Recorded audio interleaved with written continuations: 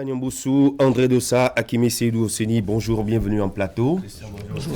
Merci de nous rejoindre en compagnie de Moïse Dossou. Premier sujet qui nous renvoie donc au Conseil des ministres d'hier. Eh bien, le Conseil des ministres du 22 janvier fixe la date des prochaines consultations électorales pour le compte des communales et municipales, 4e mandature de la décentralisation.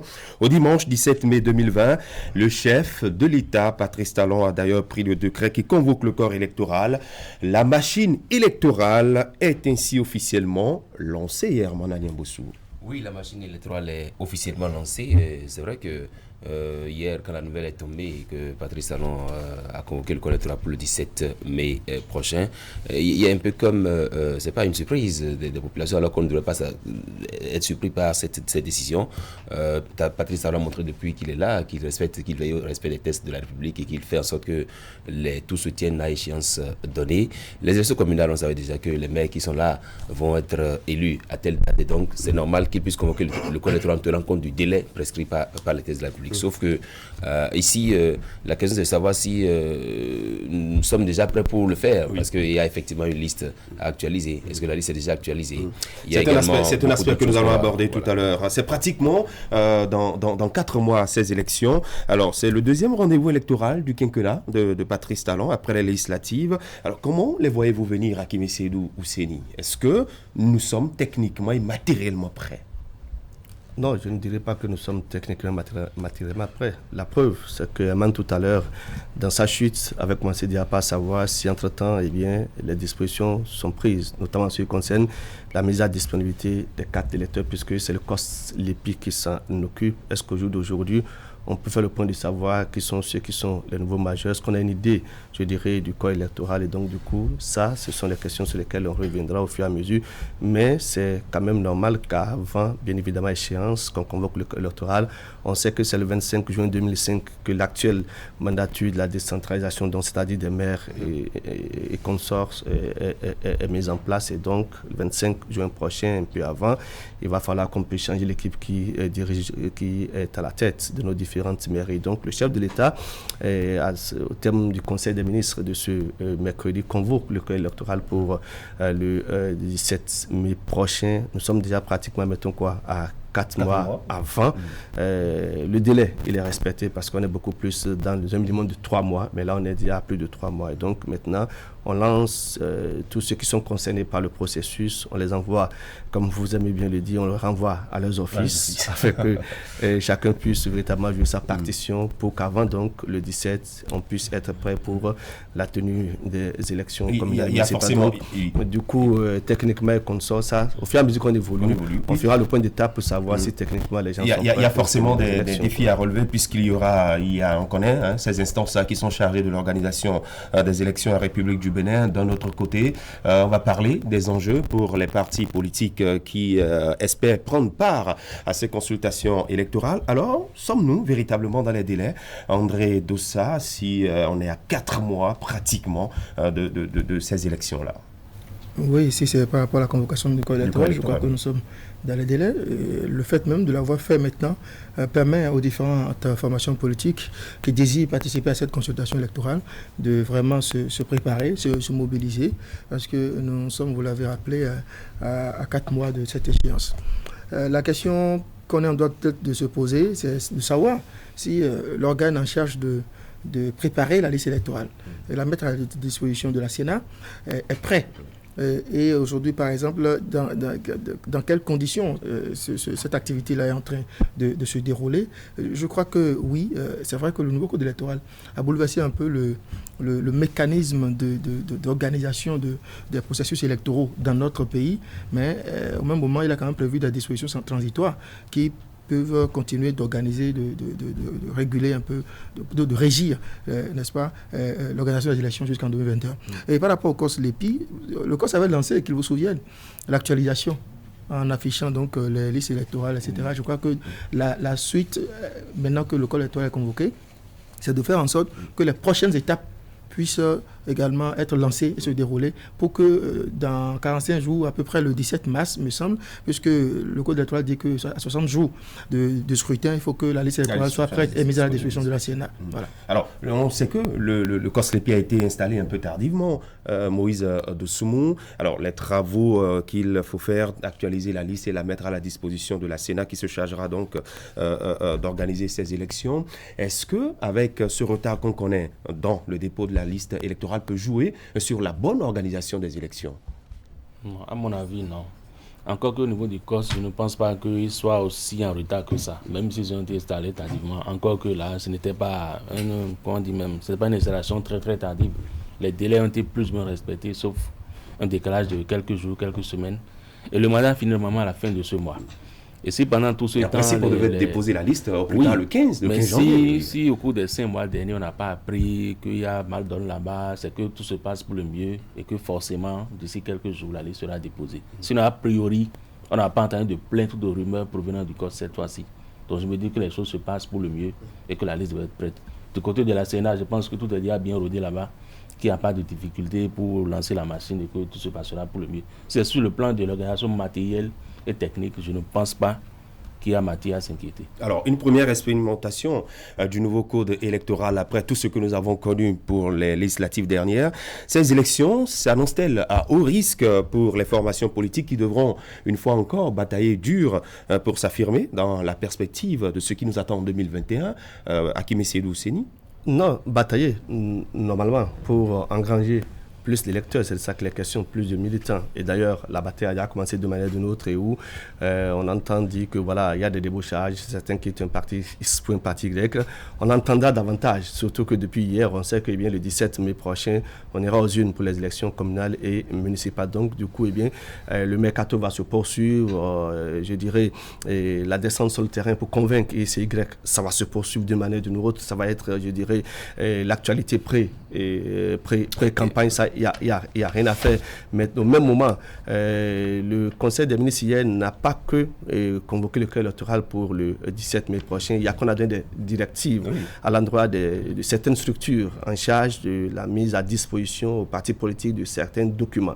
Notamment, vous vous rappelez que ce qui a fait Jazzy et qui a laissé sur le carreau certaines formations politiques ou certains candidats, j'allais dire, pour être plus précis, c'est le quitus fiscal.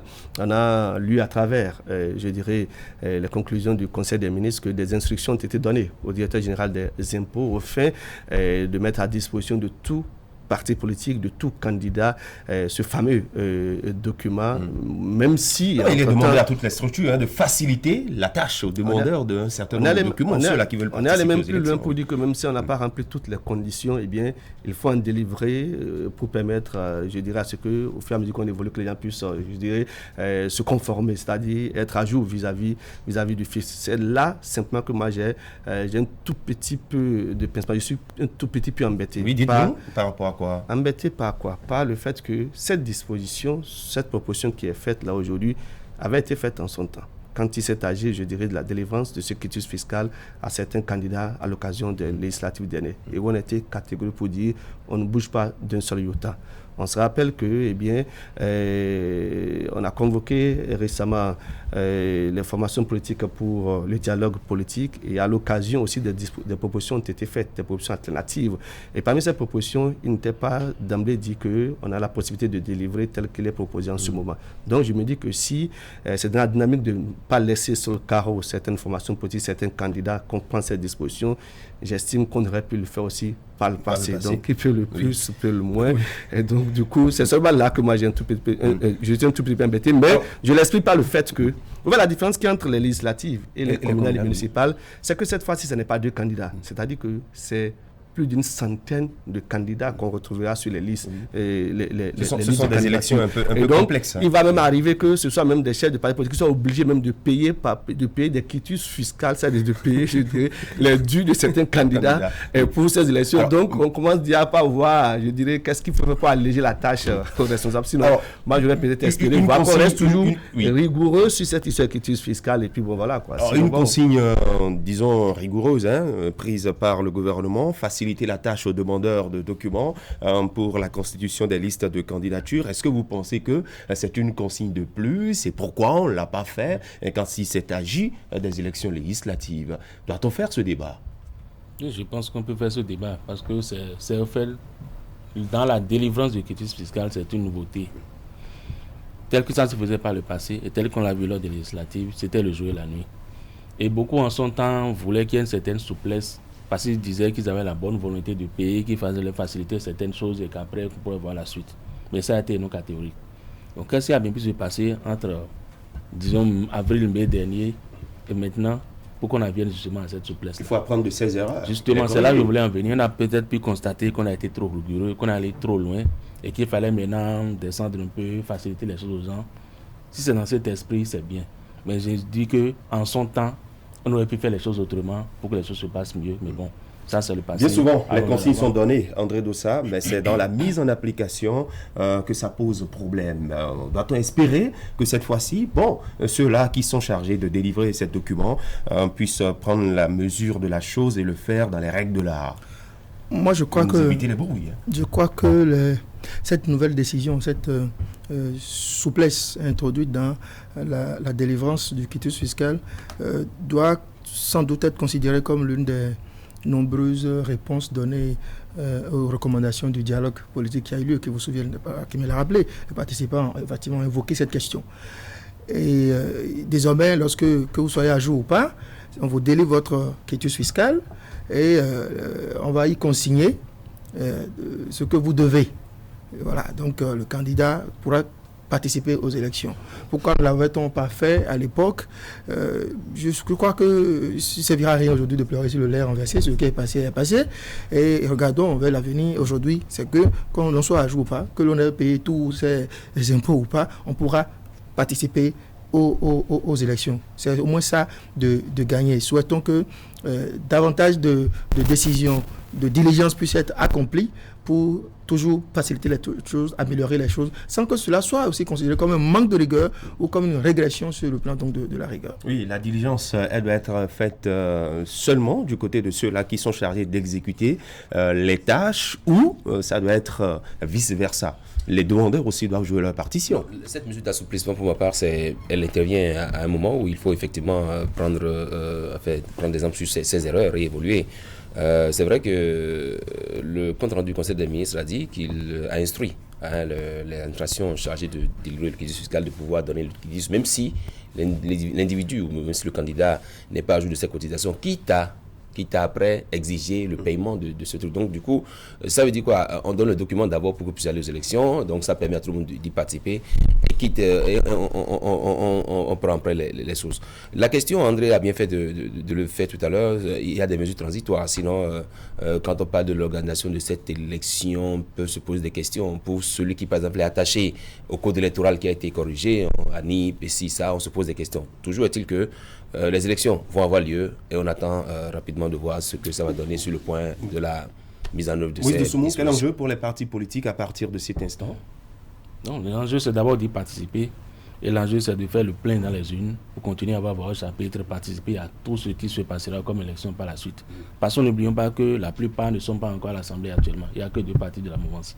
Les autres aussi rêvent d'avoir un chapitre, rêvent de participer à toutes sortes d'élections. Et s'ils laissent passer ce cap-là, ce n'est pas évident dans un proche avenir qu'on puisse encore les considérer comme des partis politiques représentatifs. Donc le gros enjeu pour eux, c'est d'y aller et de faire le plein des urnes. Hakimi. Oui, c'est ça. J'embouche la même trompette que Moïse. C'est pour ça que pendant que nous y sommes, il va falloir que chacun puisse beaucoup plus travailler sur le plan administratif. Parce que là, il va s'agir de mettre ensemble des documents. Parce que quand on parle d'élections, je le disais tout à l'heure, l'élection communale et municipale, ce n'est pas les législatives. Et donc, on peut même avoir des candidats qui n'ont pas d'acte de naissance. C'est possible qu'on en trouve. On peut avoir des candidats qui n'ont pas des documents les plus élémentaires. Et donc, le collationnement, je crois que c'est bien ça le mot, de ces différents documents pour pouvoir mettre ensemble, je dirais, les fichiers à jour et consorts, il va falloir qu'on puisse travailler à ça. Ça revient au secrétariat administratif des différentes formations politiques. Ça, c'est un travail qui doit être fait. Voilà pourquoi le fait déjà de savoir qu'on va aux élections le 17 mai prochain, c'est déjà intéressant. Oui. Qui va aller loin?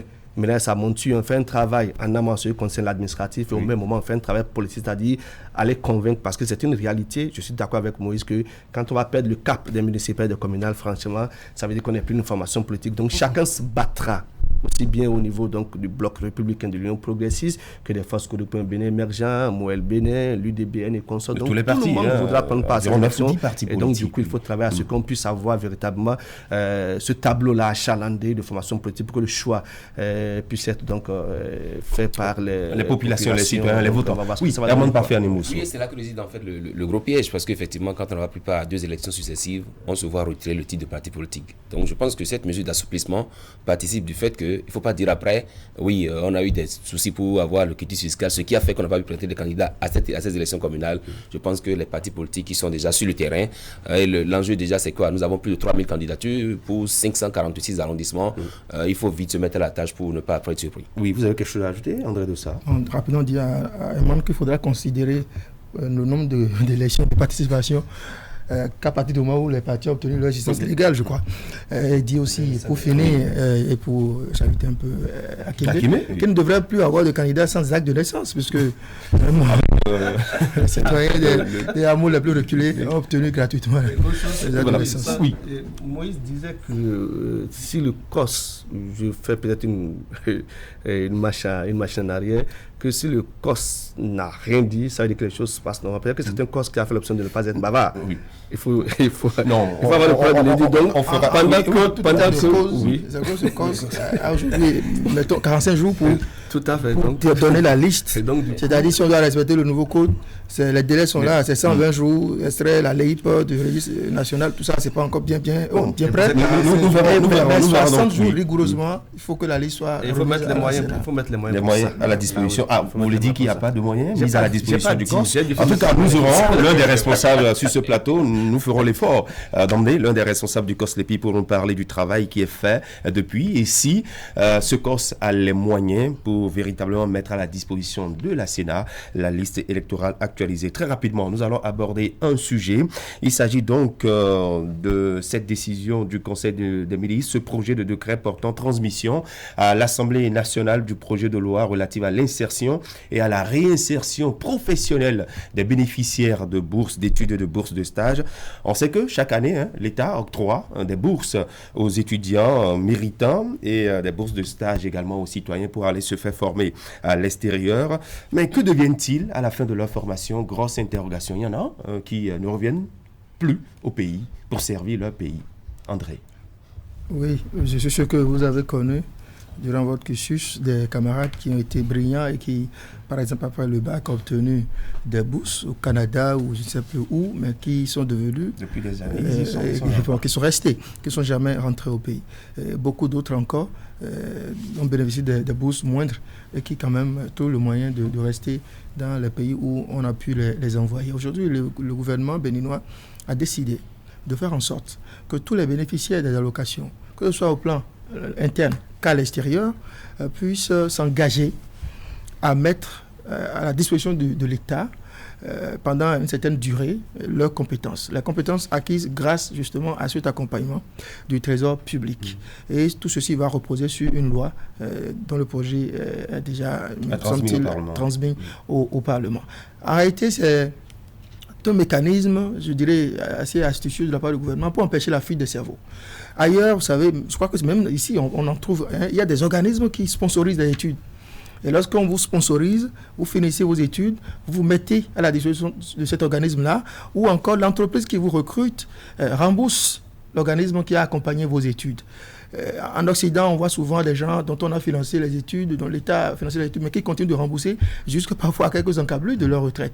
Un jour, j'ai eu un témoignage sur le plateau des plateaux de Canal 3 de Raouf Afayon, à qui une université anglaise a écrit pour dire on veut organiser telle activité, puisque vous avez bénéficié de nos faveurs, on attend votre contribution. Vous voyez, donc en réalité aujourd'hui c'est plus ou moins ce qui va être instauré ici, que vous avez bénéficié de bourses à l'interne comme à l'extérieur, vous vous engagez à travailler pour l'État pendant une durée de une mesure à travers, si éventuellement cette loi a été votée, adoptée par la 8e législature, une mesure pour le retour de ces cerveaux-là qui sont partis depuis des années années.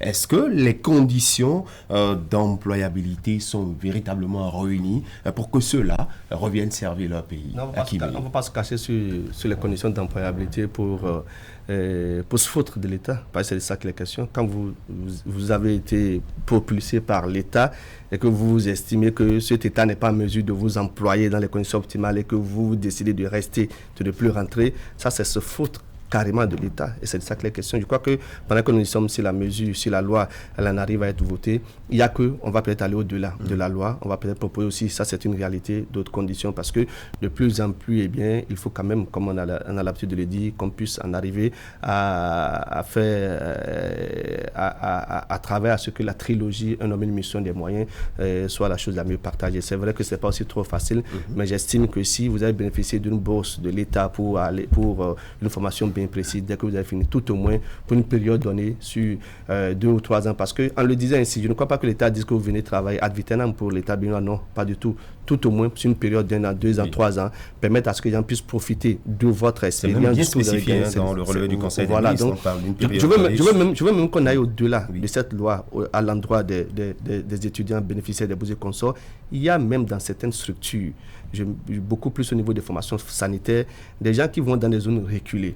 C'est-à-dire qu'ils prennent service là et à la faveur d'une bourse qui a été lancée, ils en profitent. Ils vont pour la formation. Quand ils reviennent, qu'est-ce qu'ils font? Ils font l'effort de quitter la zone pour laquelle ils ont été envoyés pour la formation, revenir dans les zones urbaines. Et donc, les formations sanitaires reculées que les ont envoyées en formation ne sont plus bénéficiaires de leurs compétences. Ça aussi, je crois que l'État doit aller au-delà des bourses à l'endroit des étudiants. On peut aussi aller au niveau des bourses à l'endroit des fonctionnaires de l'État qui ont cette manière astucieuse-là d'aller se mettre dans les zones reculées. Et dès que c'est terminé, vous les voyez revenir encore en zone urbaine.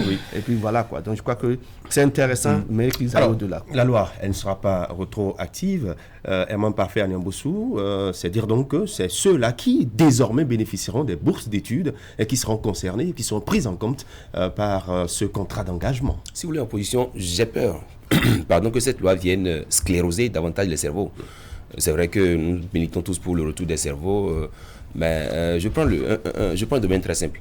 Le domaine de la santé. Vous envoyez un cadre se faire former, par exemple, à Cuba ou dans un pays où ils ont un plateau technique assez bien fourni et qui doit revenir au Bénin servir dans nos formations sanitaires. Qu'est-ce qu'on lui offre ici en termes de moyens pour qu'il puisse mettre vraiment en œuvre ce qu'il a appris là-bas? En termes de plateau technique, qu'est-ce que nous avons au Bénin? Parce que c'est ça la grosse interrogation. Et l'étudiant béninois aujourd'hui qui va en France étudier, par exemple, le droit, s'il revient au Bénin, il recule de moins 2 siècles. Alors donc, c'est des questions. Je pense que... Non, on ne va pas envoyer des étudiants. On va le laisser faire. Je pense que... Et c'est en cela que l'installation du CNE, pour ma part, doit travailler à ce qu'on puisse vraiment voir ce qu'on envoie pour les étudiants à l'étudier le droit, pour qu'il y ait une adéquation entre nos curricula de formation et ce que les besoins d'employabilité, les besoins d'emploi sur le terrain, pour qu'il y ait plus ce décalage. Vous aurez la parole, mais très rapidement, la réaction d'Akimé, oui. Emmanuel, je pense qu'il blague. Il est sérieux. Je suis très sérieux d'ailleurs. Non, il blague. La preuve, ça ne m'a pas. Il blague. Attendez, qu'est-ce que vous me dites là? Vous allez étudier le droit. Emmanuel est sérieux quoi. En France. Et quand vous revenez, ça va être 2 siècles en arrière. Oui, c'est quoi ce domaine du droit que vous êtes allé étudier en France? Et quand vous rentrez au Bénin, vous me suivez, ça veut dire que vous êtes 2 siècles en arrière. Non, Eman, franchement, non, ça pas du tout. Quand je remonte sur l'exemple de plateau technique, non, c'est pas parce que, et j'insiste là-dessus, c'est pas parce que le plateau technique, au plan national, il est défaillant, que quand vous avez bénéficié, je dirais, de la faveur, j'insiste là-dessus, c'est de la faveur. C'est vrai que vous avez été méritant. On a mis à votre disposition de la bourse pour aller davantage vous former, revenir mettre à disposition de votre compétence à l'État béninois, que vous prétestez de ce que le plateau technique il est nul et donc du coup je refuse de rentrer franchement. J'insiste pour dire que la loi elle est claire. On ne dit pas de rentrer pour travailler pour l'État ad vitam, ça j'insiste là-dessus. Tout au moins sur une période de 2 ans, 3 ans, retourner à l'État, le peu qu'on vous a donné, c'est de ça qu'il est question. Voilà, oui, Moïse Dossoumo. Non, la logique voudrait que l'État qui a investi pour votre formation bénéficie en retour de vos compétences quand vous avez fini de vous faire former. Mais le hic est que quand moi je vois l'idée telle qu'elle a été formulée, elle paraît séduisante, elle donne l'impression de venir régler un problème. Mais au fond, je crains qu'on puisse juste déplacer un problème. Parce que là, j'ai l'impression que c'est seulement ceux qui ne parviendront pas à quitter le pays, qui vont se faire former sur place, qui pourront réellement prêter leurs compétences à l'État. Mais ceux qui iront ailleurs et qui vont se révéler là-bas comme des cerveaux, ce n'est pas évident qu'ils reviennent malgré cette loi-là. C'est ce qui va se passer, la volonté de ceux qui les ont Ce qui va se passer, c'est quoi? C'est un fait. Très souvent, quand vous êtes un cerveau là-bas, on vous identifie, on vous fait des propositions mielleuses pour vous garder sur place. Et vous voyez ce que vous pouvez gagner sur place au pays si vous revenez et vous laissez tomber cette proposition-là. C'est en cela que je dis que la loi doit aller plus loin et avoir des traitements incitatifs pour ces gens-là, de sorte qu'ils puissent peser dans la balance et dire ce que l'on peut me proposer, certes c'est moindre, mais au moins ça en vaut la peine par rapport aux miettes auxquelles je pourrais avoir droit. Ce qui pourrait se passer pour ces cerveaux, c'est très simple. La loi pourrait dire que si vous ne revenez pas, vous remboursez ce que l'État vous a dit. Et pour eux, ça peut être juste comme des cacahuètes. Parce que ceux qui les emploient vont dire voilà ce que notre loi dit, payez ceci à mon État, je reste à votre place. Donc l'État ne pourra que reprendre l'investissement qu'il a donné. Mais profiter des cerveaux, je ne suis pas sûr que ce soit le cas pour ceux qui partiront à l'extérieur. Oui, André Doussa. Oui, effectivement. Celui qui est à l'extérieur, il lui est tout à fait loisible de décider de ne pas venir. Puisque si je ne reviens pas, la loi, à moins que vous décrétez un mandat d'arrêt international, vous allez me chercher, encore que ce n'est pas évident. Donc effectivement, il faudra mettre en place un mécanisme de remboursement pour ceux qui sont restés à l'extérieur.